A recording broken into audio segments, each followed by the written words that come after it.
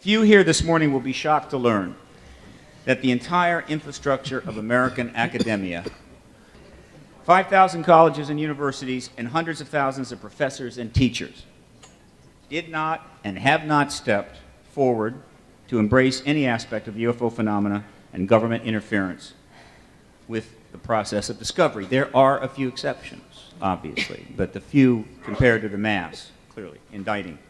With a few notable exceptions, the vast intellectual resource that is higher learning in the U.S. has stood down. It is easily the greatest academic failure in all of history. If only there was a paper bag large enough to put over their collective head. Our next speaker did not stand down. He's a pioneer in the development of exopolitics. His interest evolved out of his investigation of the sources of international conflict and its possible relationship with the unacknowledged extraterrestrial presence. He cites evidence. Extraterrestrial races are currently engaging humanity and the planet in a variety of ways. His new book, Exposing U.S. Government Policies on Extraterrestrial Life, The Challenge of Exopolitics, reveals U.S. policies on the extraterrestrial issues that form major challenges in educating the general public about those very issues. He has a PhD in government from the University of Queensland, Australia, and an MA in philosophy from the University of Melbourne. And he is the founder of the Exopolitics Institute. So, please welcome Dr. Michael Salla to X-Conference 2009.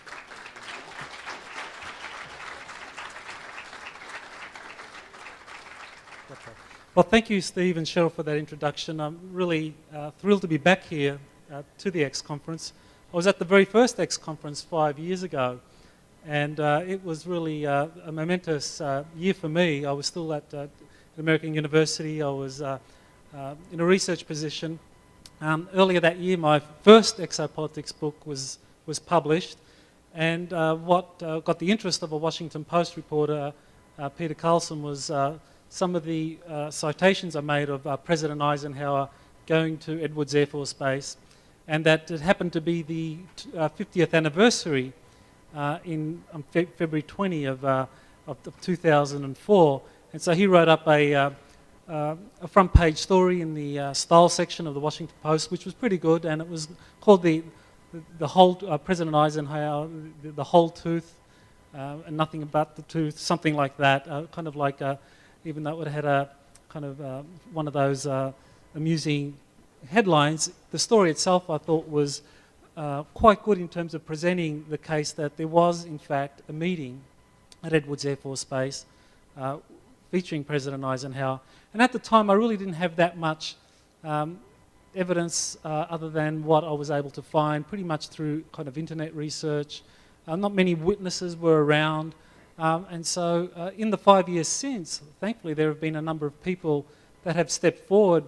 And I was really happy to see today Bill Kirkland come forward and Art Campbell talk about the Holloman Air Force Base incident. And there have been others that I've also found confirming the 1954 incident, and I think it's really a transition here in terms of being able to talk about meetings involving extraterrestrials and presidents to discuss nuclear diplomacy at the time. And I did talk about this in the first book, and I mentioned it in this new book that's just come out.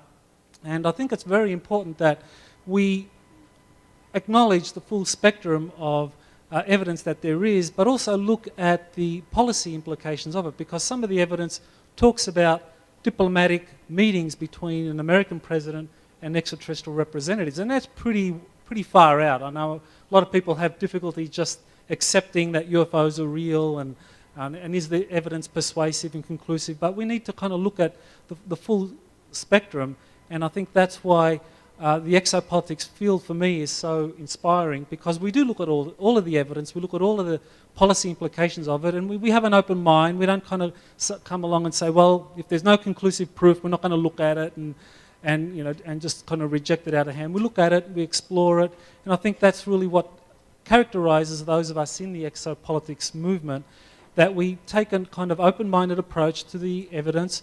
We're still interested in finding proof, but we know that often proof is going to be elusive, but the evidence still stands. And if you have first-hand witnesses coming forward saying that they saw documents, or they attended meetings, or they were aware of a film or saw a film concerning an event such as President Eisenhower meeting extraterrestrials, then we look at that evidence and we give it a fair write-up and we evaluate it as best we can. And so that's the approach that I want to do today in terms of looking at some of the important issues that are concerned with the Obama administration and UFO ET disclosure, because they are some very important issues. And I think when we look at what presidential administrations have been trying to do over the years, we see that some of them have actually tried to find the truth, and that in fact presidential administrations are not these all-powerful entities that we often think they are, that they often have a lot of very talented, ambitious people who have succeeded in their respective professions and risen to very high office, whether that's president or chief of staff or cabinet secretary. And these people are used to kind of like finding the truth. And then all of a sudden they're confronted with a situation where they're told that, well, even though you're technically the president or a cabinet secretary, that you don't have need to know. And that comes as quite a shock to these people. And so what I'll be talking about today is just how a presidential administration can deal with that very profound realization that, yes, you are the president, or yes, you are the cabinet secretary, but you don't have need to know access to this information. And so how would they deal with that? And so what I'm going to present today is really give you an idea of how I think people in the Clinton administration tried to deal with this issue, how they failed, and then how they are involved in the Obama administration having another crack at this issue to open it up. And I think what I hope to do is present to you what really is kind of like a chess game. It's like watching two grandmasters play and working out the way they position pieces, because I think there is a chess game being played out at the moment involving disclosure. And what I'll do hopefully is give you an insight into some of the moves that have been made, how positions have been set, so that later on we're going to have checkmate, which will be this disclosure.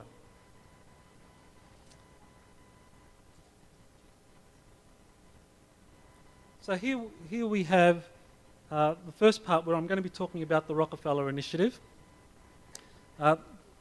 Lawrence Rockefeller sent a letter on March 29, 1993 to Bill Clinton's science advisor. That letter was sent by Rockefeller's attorney, Henry Diamond, and the letter stated that Rockefeller was, quote, anxious to have a brief meeting with Dr. Gibbons, Special Assistant to the President for Science and Technology, to discuss the potential availability of government information about unidentified flying objects and extraterrestrial life.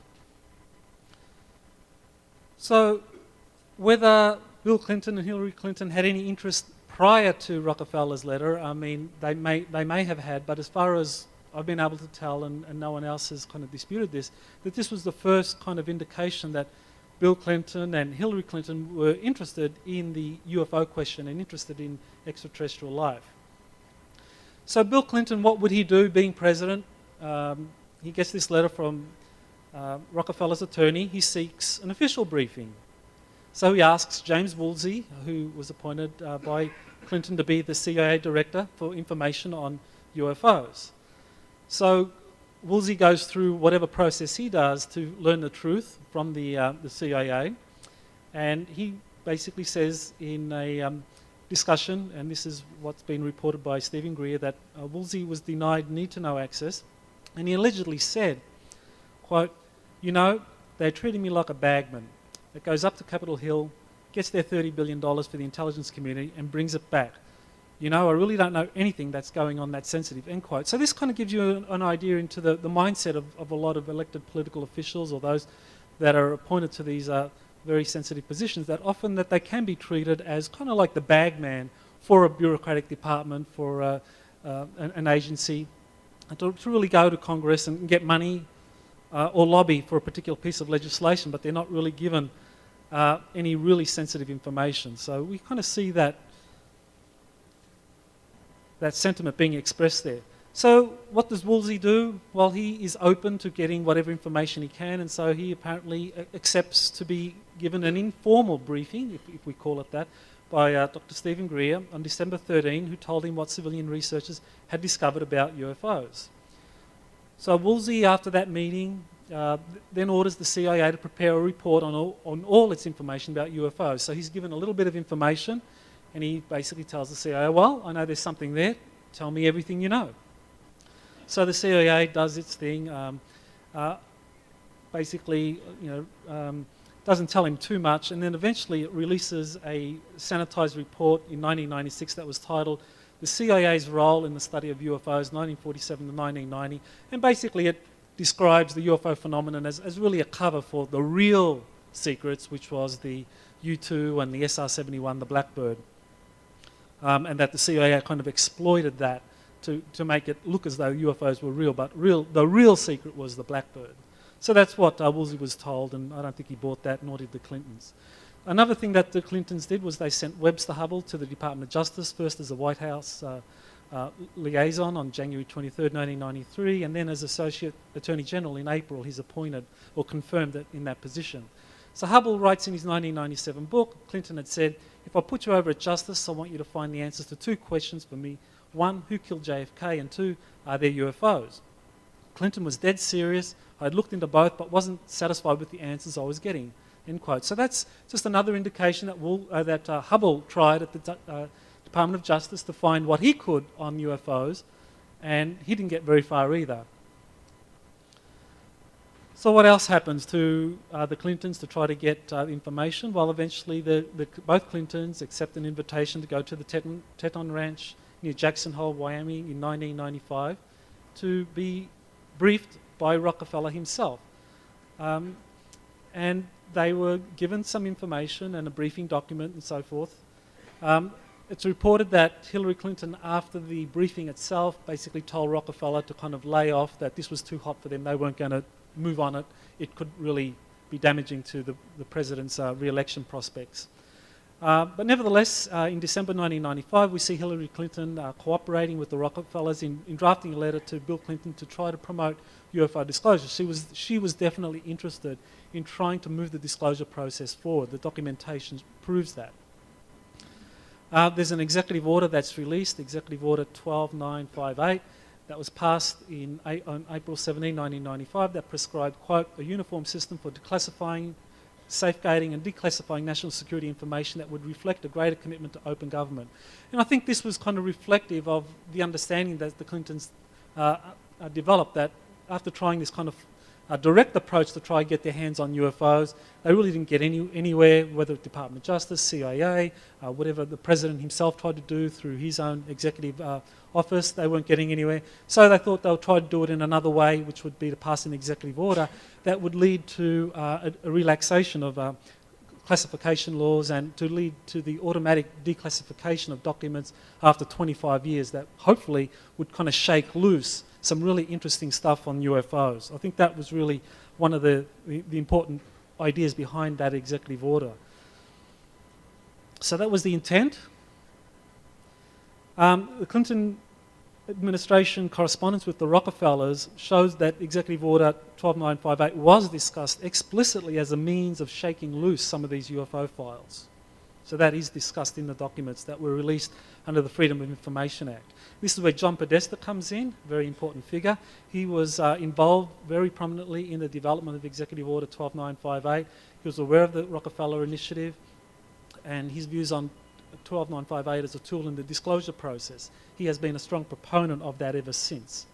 And of course, he was very interested in the X-Files and the question of extraterrestrial life. And this is what he said about the X-Files shows, quote, when the show about the aliens comes on, I get glued to the tube and try to figure out which government agencies to call to determine if the show's story is real or not, end quote. Well, you know, I mean, if that's just anyone on the street saying something like that, we wouldn't take it seriously, but here's someone that became Clinton's chief of staff eventually, so it's like, well, are they really trying to do this? I think they were. Podesta's influence in the White House, became White House Chief of Staff 1998-2001. His signature issues are open government and declassification of national security files. He's aware of the Clinton administration's failure to release UFO files. So he understood that the Clintons did try very hard to shake loose whatever they could about UFOs from the various federal agencies, military departments, but they failed. It was really a clear failure. So he understands the need for priorities and a strategy to succeed the next time a Democratic administration comes to power. So you can think of it yourself. If you're someone like Podesta, very bright, chief of staff, you saw that the Clinton administration failed this time around. It was pretty clear that there was going to be a need to kind of rethink, come up with a strategy for the next time a Democratic administration comes to power. And they were probably thought through, well, what are the challenges here? What are the things that we're going to have to overcome if we can shake loose whatever the government has on UFOs? Clearly, the most important was this need-to-know access, that president and senior staff, if they're denied need-to-know access to classified UFO files, that's a pretty big challenge. How do you deal with that? Someone makes a decision as to who needs to know, and the president and senior staff aren't necessarily given that need-to-know access. So how do you deal with that problem? And overclassification stifles efforts to release UFO files. So there's this whole problem of overclassification. Who has access, who doesn't, who has need-to-know, who doesn't. Roswell, of course, being a primary example of that, because that was one of the things that Clinton did try to get information on throughout his administration, and they failed. No presidential oversight of federal agencies and departments with UFO information. Another big challenge. If you want to get your hands on UFO information and you're part of the president's team, well, the president doesn't have oversight of the agencies that really deal with this information. They don't know who has the access to the information.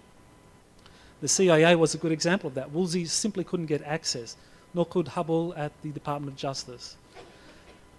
Lack of presidential control over CIA, Department of Defense, black budget. Here's another big problem, is that these UFO projects, files, seem to be wrapped up with black budget projects that are funded by this budget, which is kind of like off the wall in terms of the amount of money which is raised through various illicit mechanisms that are part of a black budget. There were efforts to try to audit the DoD, 1998, 1999, 2000. The Inspector General of the Department of Defense tried to conduct an audit of the Department of Defense, found that on average there was $1.7 trillion every year that couldn't be accounted for, and that was something that was occurring under the Clinton administration. But nevertheless, there was no kind of effective control over that budget. UFO files increasingly shifted out of the federal agencies and departments into the control of contractors. In 1997, there was a very interesting incident that was described by Stephen Greer and Edgar Mitchell. Maybe we'll talk about that tomorrow, where this involved an admiral, a vice admiral who was chairman of the intelligence, head of intelligence in the Joint Chiefs of Staff in 1997, who was given code, the code name for a particular UFO project. He tried to get access and was denied access. Well, I think that the Clinton administration would have been aware of that essentially control of the UFO files had been shifted out of federal agencies and military departments into the control of contractors, and contractors were cited as one of the entities that were basically involved in denying Admiral Wilson access to those files. So part B, Podesta's UFO agenda and Clinton's support. After Clinton, after the 2000 election, and we had George Bush elected, people start to think of, how can the Democrats get back in? What do we need to do? One of the ideas is to start up a liberal think tank, something that can challenge the conservative think tanks that are in existence. So George Soros commits $3 million for the creation of that in 2002. Soros heads the Open Society Institute, which is involved in the creation of the new think tank. He appoints one of his chief deputies, Morton Halperin, to be the person that heads that on behalf of the Open Society Institute. And they look around, who would be a person to head this think tank? And they think of someone like George Podesta would be ideal. So, John Podesta. Podesta is approached to head the Soros-inspired think tank and eventually accepts. So then you have the creation of the Center for American Progress. On July 7, 2003, it's first called the American Majority Institute, but then it's quickly renamed on September 1 for the Center for American Progress. Hillary Clinton is also involved in the Center for American Progress. It's cited as a White House staff in readiness. There's the thinking here is that, well, you know, eventually there's going to be another Democratic administration coming in. We just can't kind of sail away, do our thing for another 4 years, 8 years until Democrats get another chance. Let's get ready, let's organise, let's prepare, do what we need to, so that we can kind of hit the ground running, because that's what we need to do if we're going to make progress. And so that, I think, is why the Center for American Progress was supported so strongly by Hillary Clinton and Bill Clinton as well. And in fact, some reporters actually say that the Center for American Progress is in fact an official Hillary Clinton think tank. So you have a United Press, UPI, saying that. Also, a reporter for The Nation says, in looking at Podesta's Center, there's no escaping the imprint of the Clintons. It's not completely wrong to see it as a shadow government, a kind of Clinton White House in exile, or a White House staff in readiness for President Hillary Clinton, end quote. So if you think about it, well, I think this kind of makes a lot of sense. This is what the Center for American Progress was trying to do, organise as many Clinton era people to kind of like think together, strategise, come up with an agenda, so that the next time the Democrats come in, and the thinking was at the time that probably would be Hillary Clinton, that they could really hit the ground running and move forward on the issues that they feel are important. At the very same time as this Center for American Progress is being created, you have John Podesta going out there talking about UFOs. In October 2002 and also October 2003, he appears at the National Press Club to talk about the need to declassify 1965 files on UFOs concerning the Kecksburg crash. And he says, quote, "It's time to open the books on the question of government investigation of UFOs. It ought to be done because it's right. It ought to be done because the American people can handle the truth, and it ought to be done because it's the law," end quote. So it's very clear Podesta thinks that this needs to be done for those reasons, and I think Podesta is a very determined man, and I think that he had a strategy.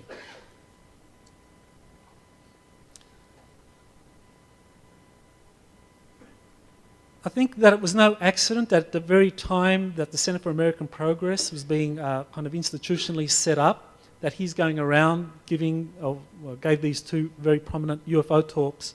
I think he was green-lighted to do that. It kind of is a very important signal that, yes, they haven't forgotten about the UFO issue and that they care about it. Podesta, after all, is the president for the Center for American Progress. And if it is a kind of Clinton White House staff in readiness, then we're getting a sense of what the next Clinton administration had in mind.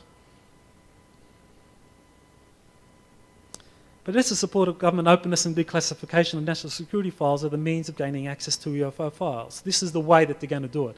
Try and aim to get as much declassification going as possible, kind of promote open government and transparency as the means for achieving this.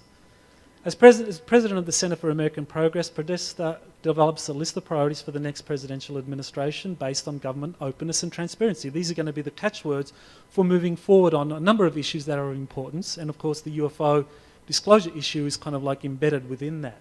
So Podesta writes white papers on, quote, "The hidden threat combating government secrecy in the 21st century" in 2006. Then "Too much secrecy puts our nation at risk" in 2008.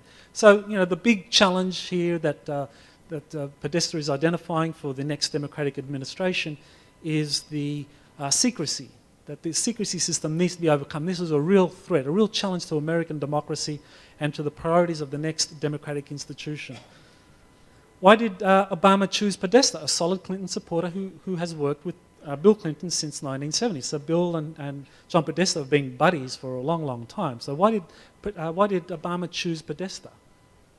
Was he simply co-opting a White House staff in readiness that had been prepared for the unsuccessful Hillary Clinton presidential campaign? I think that's basically what he did. He recognised that, you know, there was some organisation that had gone into this.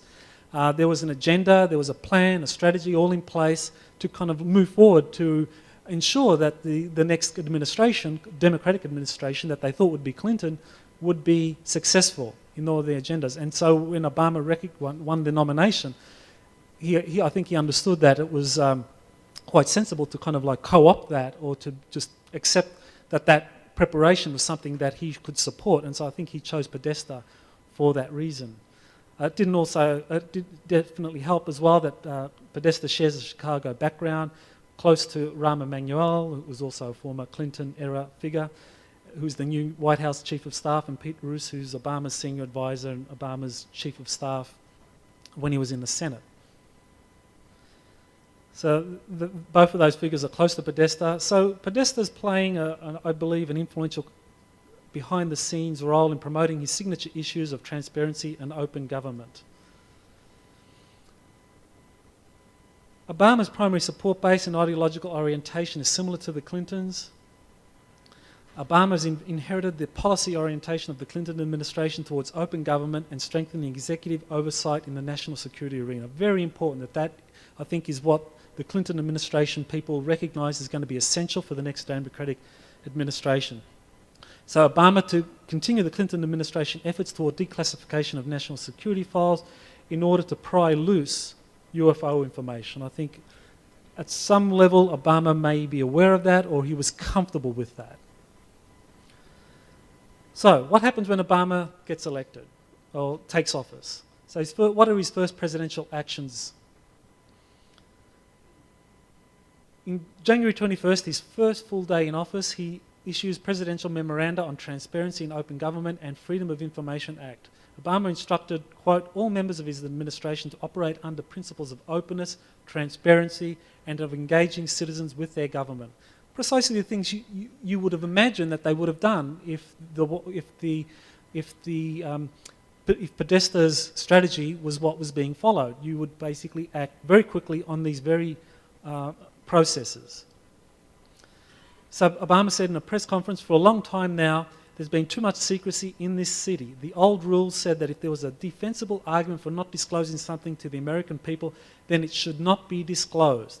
That era is now over. Starting today, every agency and department should know that this administration stands on the side not of those who seek to withhold information, but those who seek to make it known. End quote. So this is kind of like, the first cannon shot. You can imagine it's like a shot across the bow of those that want to maintain the secrecy system. The Obama administration has basically said here that they are going to come out, they're going to hit the ground running, they're going to move aggressively and fast to declassify files and shake loose whatever's in there that they think ought to be released to the public. Both memoranda reflect Podesta's influence and response to the first challenge identified earlier, the need to know access that is denied to presidents and overclassification of files, including UFOs. Obama and presidential records, also another important initiative. On that very first day, January 21st, Obama issues the Executive Order 13489 that facilitates release of presidential records. A 30-day review period now in place to determine if executive privilege is justified in preventing release. So basically trying to accelerate the process by which presidential records are released. So the first release under Executive Order 13489 led to the release of approximately 250,000 pages of Ronald Reagan's records on April 13. So that's only 5 days ago. Here you have the first concrete result of this executive order released or passed by Obama on his first full day in office, trying to shake loose a lot of these overclassified files or files that have been withheld for executive privilege. Executive Order 13489 reflects Podesta's influence and responds to challenge number one, the need to know and overclassification. So all of these were issued on the very first day of Obama's first full day in office. They were prepared, they were ready, and these reflect Podesta's influence when Podesta was co-chair of Obama's transition team. Obama issues Presidential Policy Directive number 1, which expands the power of the National Security Council to oversee all executive departments and agencies.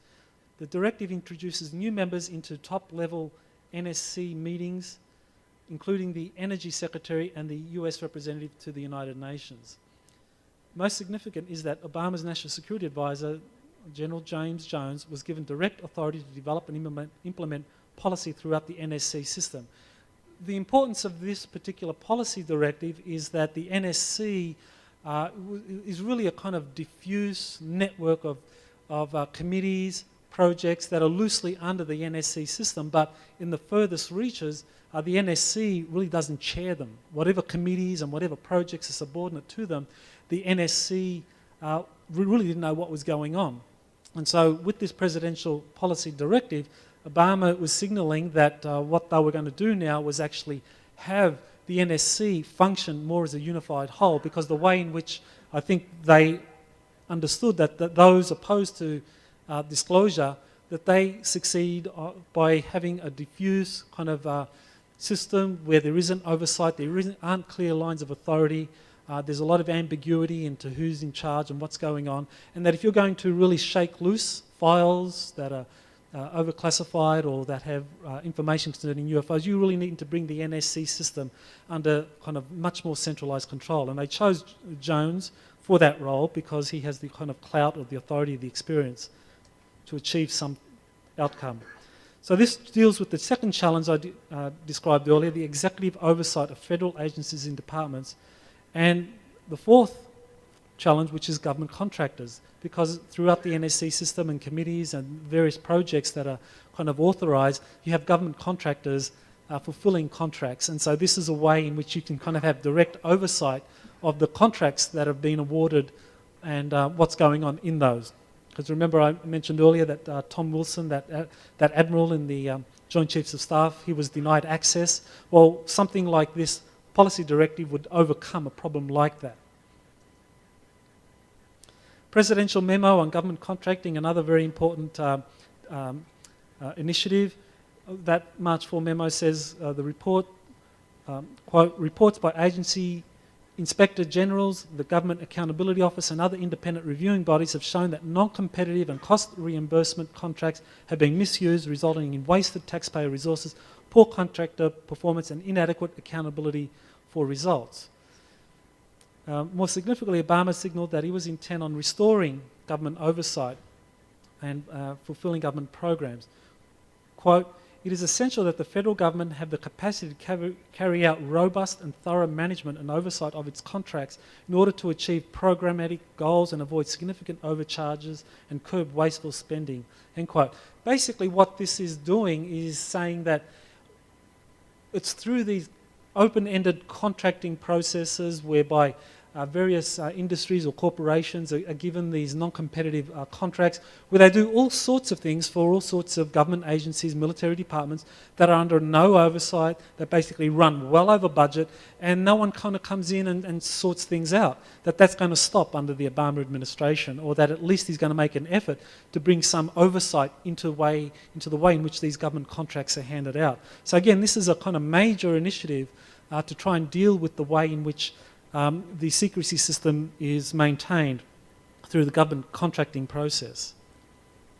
So that deals with the third challenge, which is the black budget, because that really does come through the government contracting, the way in which contracts are awarded in a non-competitive fashion, where funds kind of come out of nowhere to fund vast projects that are awarded to industries that have no kind of oversight of what they're doing and who really determine who has access. It may ultimately be that need to know access is determined by some program manager that is hired by a corporation to fulfill a government contract with a major defence on a major defence contract. So in other words, people making these need to know access decisions are in the corporations, nothing to do with government. So how to overcome that? You basically put in place a mechanism whereby you have oversight of the funding, trying to put pressure on that system. That's what I think is going on there with that memorandum. Another memo is the memo on scientific integrity. He issued the memo to promote transparency in the preparation, identification and use of scientific and technological information in policy making. His memorandum instructs federal agencies to make available to the public the scientific or technological findings or conclusions considered or relied on in policy decisions. Significantly, Obama's memorandum gives appropriate whistleblower protections in order to, quote, ensure the integrity of the scientific and technological information and processes on which the agency relies in its decision making, end quote. So what this memorandum is basically identifying is that there's a lot of technological secrets that exist out there, and that as far as the Obama administration is concerned, they're going to promote transparency. That as far as any kind of sequestered technologies that might relate to some of the things that that have been seen in terms of UFO flight performance, you know, the kind of UFOs being able to kind of move from a standstill to kind of Mach 10 instantaneously, as Milton Torres described earlier, that those kinds of technologies, if they're being studied secretly in various by various contractors or secret projects, that these are things that the Obama administration is going to move to have made public, that they're going to promote openness on those. So Obama's memorandum makes possible the release of suppressed technological information concerning UFOs, deals with challenges number one, need to know, and challenge number 4, government contractors. So these memoranda, I think, are all part of what I see as being a kind of a strategy for how to deal with this secrecy system, which is well entrenched, has been around for 50 years, and basically it has shut out democratic administrations again and again. And it's kind of like almost like Democrats have finally gotten together and said, well, we're not going to stand for it anymore, we're going to come out with a strategy and we're going to move on this. And I think this is what we're seeing here with these memoranda and Obama's initiatives. Whistleblower Protection Enhancement Act of 2009, a very important initiative. That's been launched in both houses, that protects whistleblowers who report abuses while working on national security issues and for federally funded contractors. Obama's indicated his support for the act, which is still to pass the House. An earlier version was already passed by the Senate.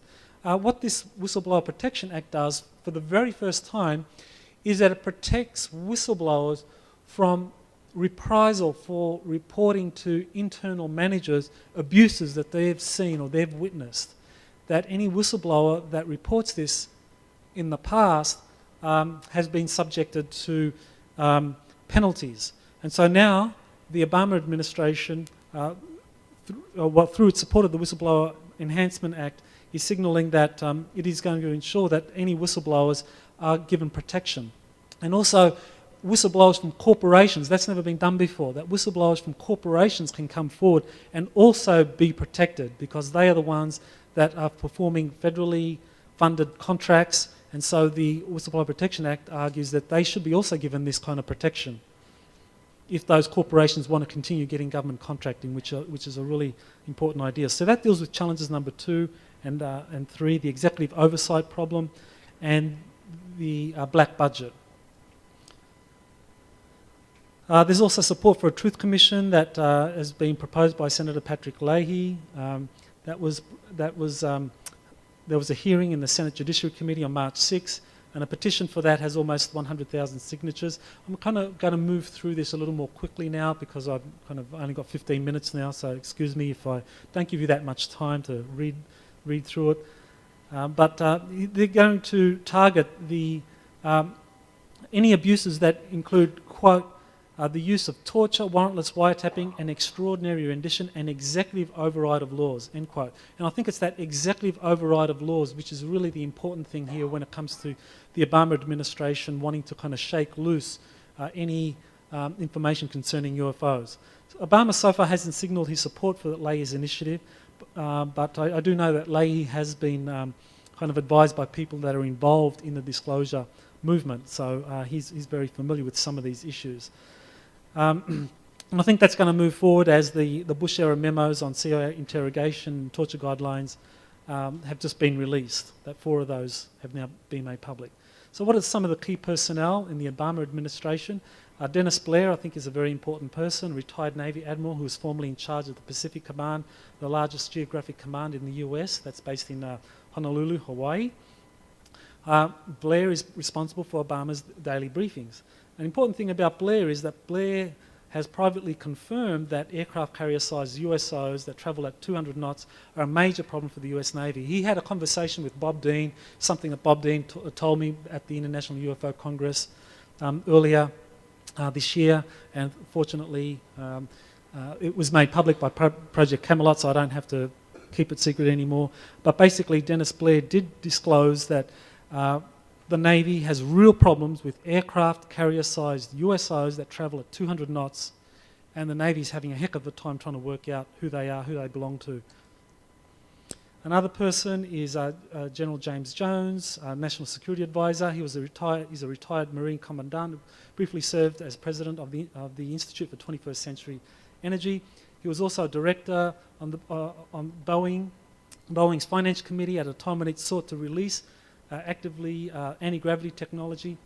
That was rebuffed, but I know that in 2007 that Boeing did try to release anti-gravity technologies because they wanted to develop it for commercial use, but they were denied denied declassification. Jones was on that Boeing Finance Committee that I believe knew of it, and I think Jones would have been the point man. It would have made a lot of sense to be the point man for Boeing to see if he could shake loose some of these anti-gravity technologies. He wasn't successful, but nevertheless, a Department of Energy official did disclose this to Tom Vallone, who then passed it on to others.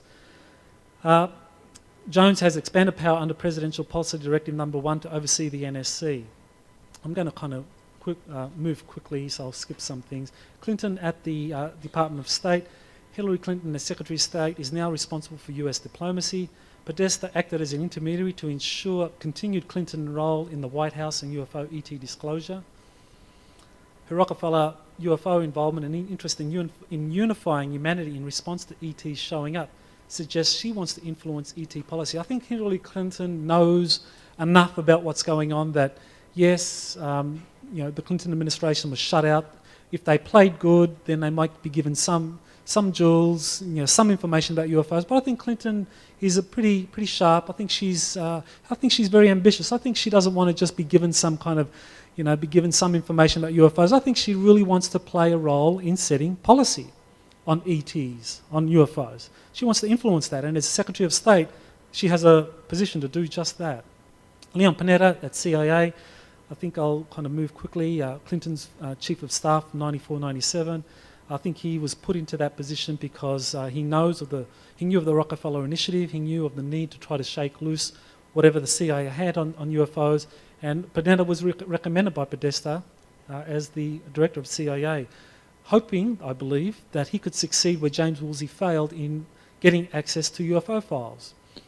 And there's another element here that I wanted to kind of introduce, which is a covert Navy group. I think there is a role here that's being played by some military departments to disclose information concerning UFOs. On February 12, 2008, a serving US Navy officer with several decades of distinguished military service discloses the first of a series of UN meetings to discuss UFOs, ETs. Contrary to what you may have heard from a lot of people, there has been independent confirmation of those meetings having gone forward. So the meetings have occurred at the UN and that they have been covered up, or there hasn't been kind of public confirmation of this, but nevertheless there's been multiple independent corroboration that those meetings did occur. This officer claims to be reporting to a covert Navy working group led by several admirals. So this is a serving US Navy officer who claims that he was given the go-ahead by a Navy working group led by a bunch of admirals to basically tell UFO researchers that, hey guys, the UN is having secret meetings on UFOs, you should know about this. The credentials of the Navy office have been checked by a number of researchers. So Bob Vanderklok is here. I've also checked his credentials. A number of other researchers have also done so. Dr. Bruce Maccabee, I think his verification of the credentials were very important. Dr. Maccabee was at work when he agreed to meet this Navy officer. He was at work at the US Naval Warfare Center where the Navy officer visited him unescorted. So obviously the Navy officer had the sufficient security clearance and he was in full dress uniform to be able to just walk up to the office of Dr. Bruce Maccabee at the Naval Warfare Center to just talk to him about his involvement in this, this disclosure of UFO meetings at the UN. One of the things that I thought is worth mentioning by the naval officer is that there is a division of labour amongst the US military services on the UFO ET issues.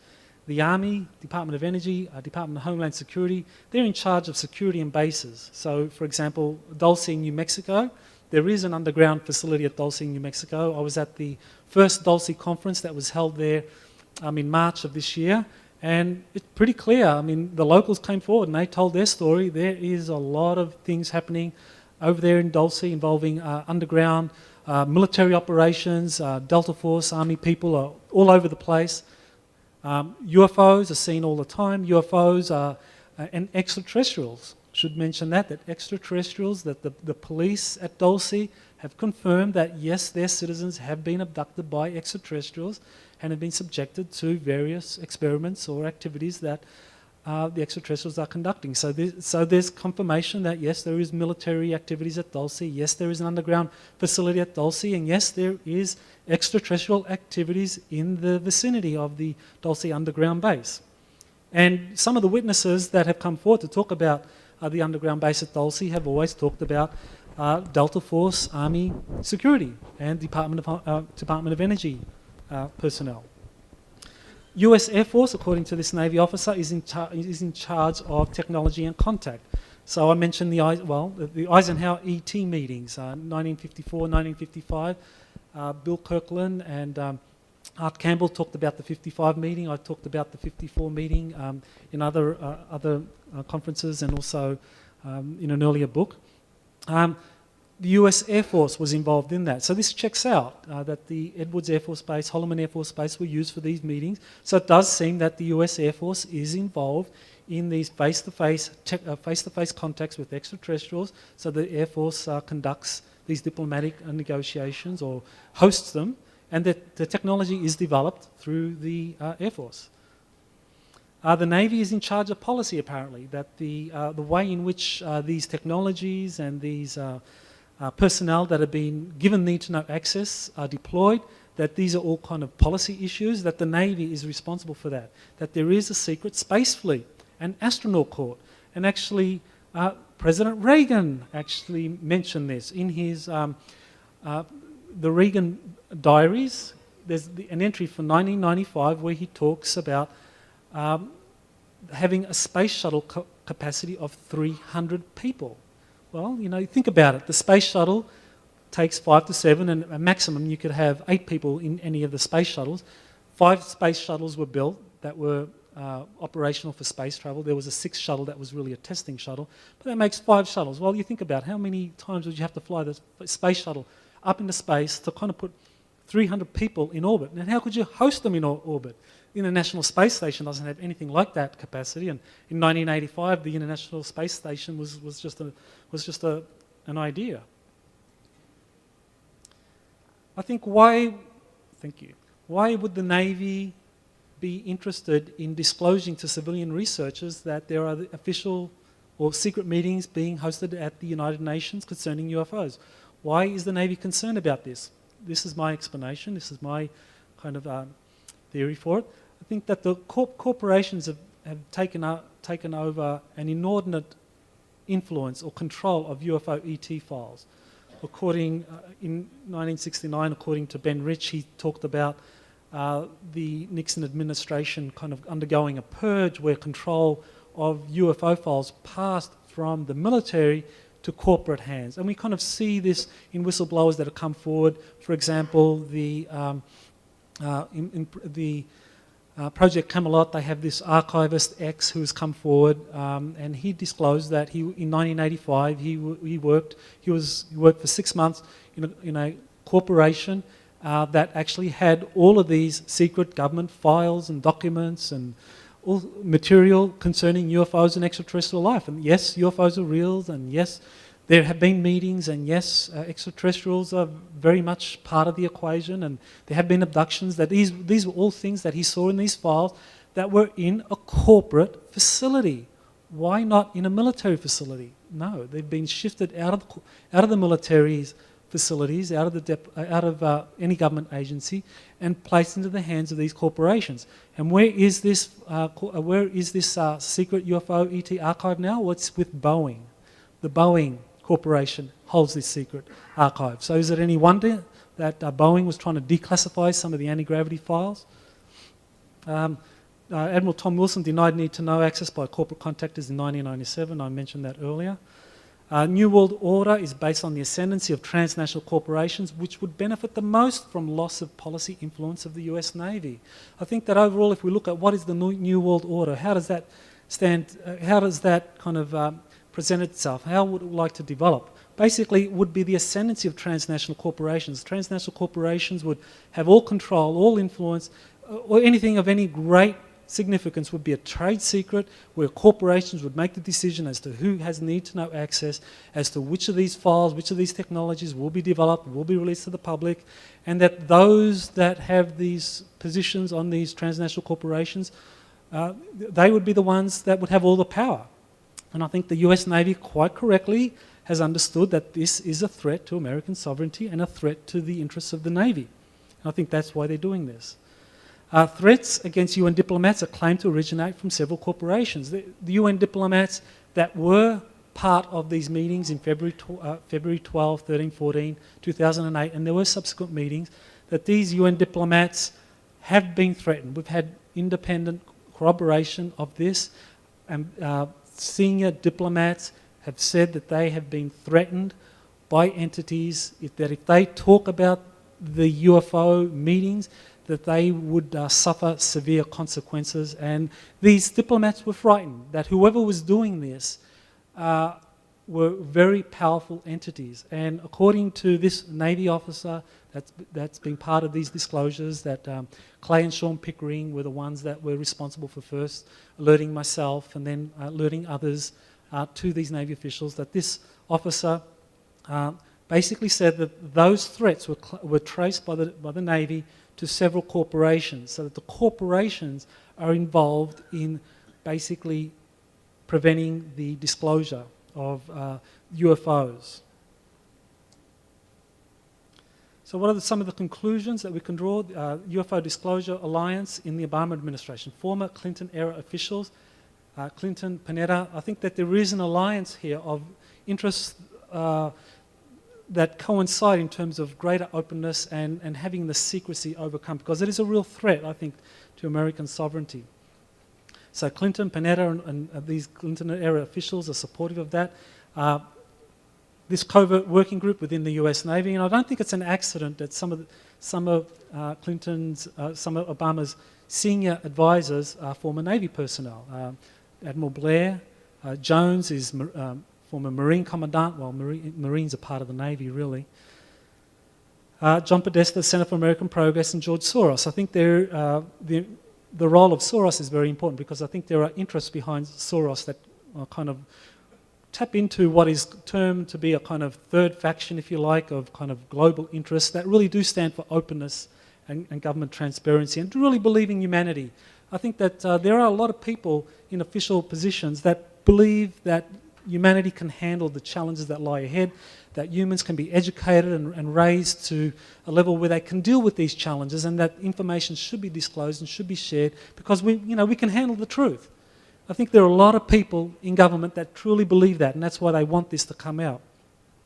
There are those in government, and I think those that are part of a New World Order agenda, that don't believe that. They believe humanity are basically nothing but a bunch of sheep that need to be herded and need to be told the minimum, so that they can just basically not create any fuss, and basically should just do what they're told and not create a fuss. So I think we do have a kind of a struggle being played out, but I think there are a lot of people in government and in the Obama administration that really want to move forward, and I think they do have people's best interests at heart. Process is underway for Obama admin to declassify UFO files and make policy statements concerning extraterrestrial life. So I think this is the kind of picture that I hope I've portrayed, that it's kind of like a chess game. You've got two powerful sides with their respective pieces and their respective capacities and powers, and they're trying to release this stuff.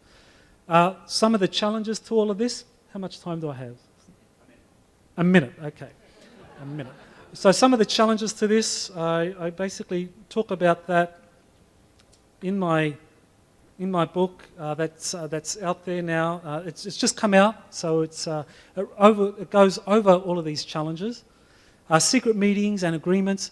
The first chapter of the book deals with the agreements that were reached. So I think you heard Art Campbell, Bill Kirkland talk about the meetings. what I do in the book, the very first chapter, and what happens after the book, I actually talk about the meetings. I give you the whistleblowers, the references, the sources, the documents as to what agreements were reached and how these meetings at Edwards and Holloman were so important. Agreements subsequently reached and kept secret.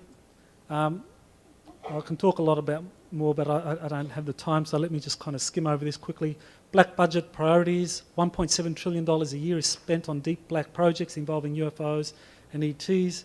The CIA, basically it's a giant money laundering operation due to its statutory authority to, quote, expend funds without, quote, regard to any provisions of law, end quote. Basically that makes the CIA a money laundering operation. You can get money from wherever and spend it without any regard to provisions of law. It's money laundering. 1949 CIA Act, that's when that was passed. Corporations opposed to disclosure. Corporations stand to lose lucrative contracts if open competition introduced for black projects and secret patents made public. Anything that is made public, people are pretty bright, they will come up with better models, better patents or improvements. But if everything's secret, you have a monopoly. And I think that's why these corporations don't want to release that.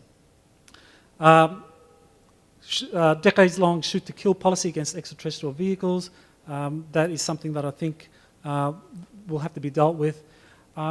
These are some of the challenges that really need to be looked at when we're examining the whole question of US government policy on extraterrestrial life. My book that's just come out, all the chapters deal with each of these challenges in detail. You've got the references, sources, authors, whistleblowers that lay it all out. So it's all there. I hope you have a look at it and share it with your friends, tell friends. So thank you very much.